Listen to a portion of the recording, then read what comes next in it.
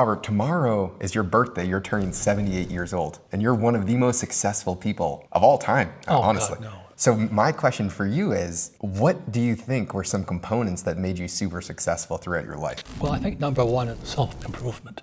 Like, I grew up in Hawaii, and my friends were all surfers and drug dealers. Good guys. When they asked what they did for their living, they said we're in tropical agriculture. They grew marijuana, which is illegal as hell. I don't do that stuff. But I knew I was in trouble because I was cutting school and all this. I knew I needed discipline. And that's why I applied to my congressman, Senator Daniel K. Inouye. Daniel Inouye is the Honolulu Airport is now called it Daniel K. Inouye Airport. And he was a Medal of Honor winner during World War II. So when I applied to the academies, he gave me Naval Academy. And then he gave me also Kings Point, Merchant Marine Academy. So I wasn't very bright. I'm reading the book like this. Naval Academy, graduates making $200 a month. Kings Pointers are making $2,000 a month.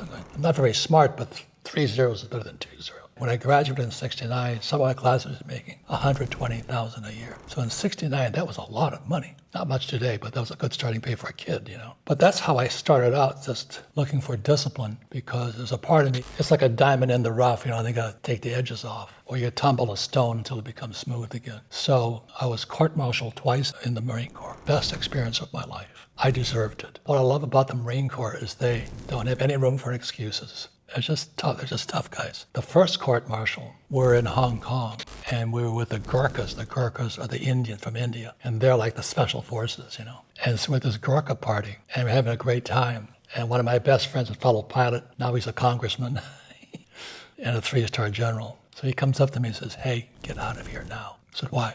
"I'm in good time." He says, "Get out of here now." He says, "Why?" "You'll thank me. Don't go back to the ship. Get out of here now."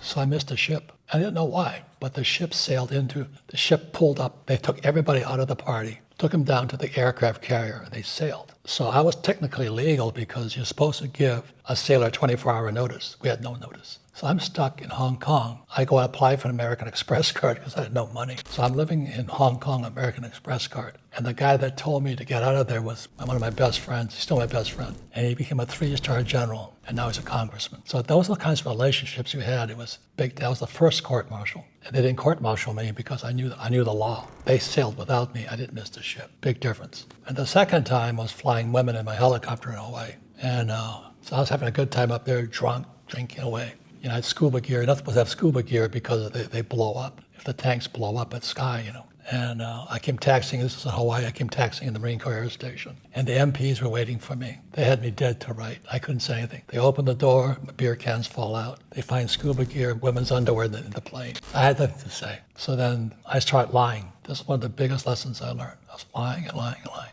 And I did this thing called EST. Today it's called Landmark. That really shaped me up.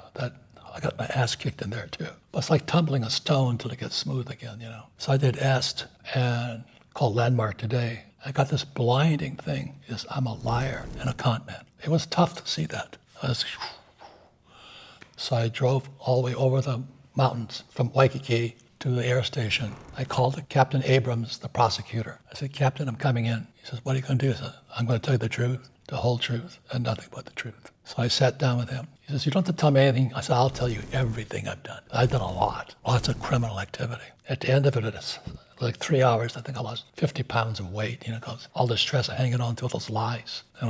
So I looked at Captain Abrams and said, "Captain Abrams, how many years will I be in jail?" He looked at me and he says, "You're free, get out of here." He gave me an honorable discharge. "Thanks for telling me the truth." So it's like, so if you ever see the movie A Few Good Men with Jack Nicholson, the classic line in there is, "You can't handle the truth." That's our tremendous respect for the Marine Corps. They don't fuck around. You better not lie, they'll pound the shit out of you. And plus, self-development workshops. So I'm always studying, always looking, but we can always be better. We can always make ourselves smarter, better, and all this. And one of the biggest problems I have in my own company is people don't want to study. You know, YouTube has some of the best teachers and the worst teachers. So when I find something interesting, I send it to them. I said, "Read, study this." No, I don't want to do that. So that's their choice. We're given this, given a heart, and we're given some guts. And we can have anything we want, but you got to keep developing it, get it stronger. And so that's why I'm very much into education. You know, I travel the world teaching my cash flow board game because the board game was designed for people to teach people, bypass the school system. Another thing is our teachers are real teachers. Like my accountancy teacher's a real accountant. You know, Kenny McElroy, he's a real estate guy. And too many teachers are not, they're just preachers, not teachers. That's their choice. But I'd rather learn from a real estate guy than a fake one. So choose your teachers wisely. Yeah, what really always amazes me about you is I go to a lot of conferences, and you've been to probably more conferences than anyone else in the world. Everyone. But there's almost no one in the crowd that's ever studying what the person is saying. But I remember a time when we were at the Collective and someone was speaking, and you were the only person in the crowd that was taking notes. Yeah. You were the wealthiest, the oldest, the most successful, but you wanted to understand, and no one else cared. And then I go ask him a question. And I remember having chills watching that, thinking, what am I doing right now? Because you live, eat, breathe this stuff, and you're still interested in learning more. And that is so commendable because you practice what you teach. Yeah, thank you. Thanks for that. Because I was a real fuck off, cutting school to go surfing.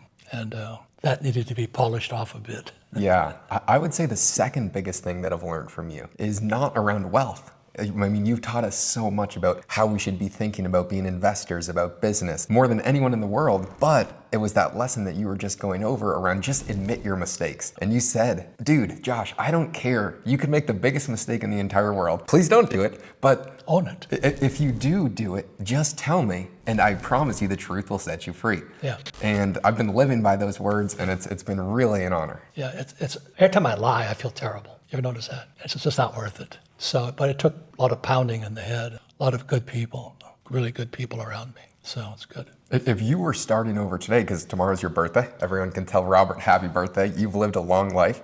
What about from a more philosophical standpoint, what would you recommend young people think about? You were talking about discipline, learning.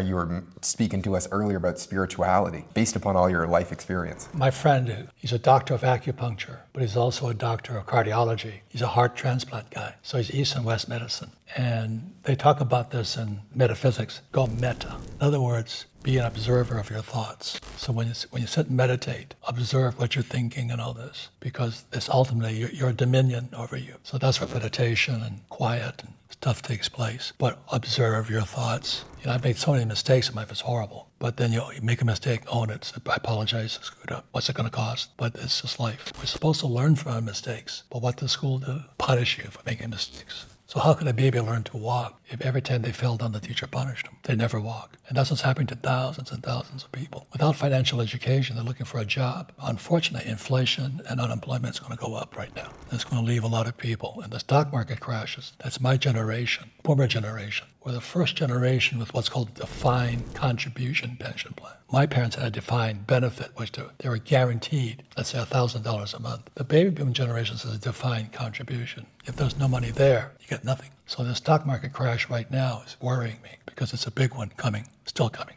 And it's because we have a lot of corruption in our governments. So it's a matter of, you got to watch out for yourself too. What do you think the best question you've ever been asked was? I don't know, not going to ask me. I've made so many mistakes. One mistake I remember the most was I was in the Ukraine speaking, and I told somebody I liked Putin. Everybody walked out. I didn't know they hated the guy. But I had to apologize. But mistakes you make. So when you learn from your mistakes, you get smarter. If you lie about your mistakes, the mistake still exists. So it's the fastest way, like I said, when I went into my second court-martial, I did this. I told them 10 times more than what they had me for. So I just want to get it off my chest. If I have to go to jail, jail. I never did, so it's good. And I never cheated on my wife either. I keep saying it was a big mistake. I was married 35 years. Lots of opportunity for pretty women, but I never cheated. Didn't save the marriage, but anyway. So maybe I should have cheated. I don't know. But it's not in me to do that. I'd rather be upfront. Well, thank you.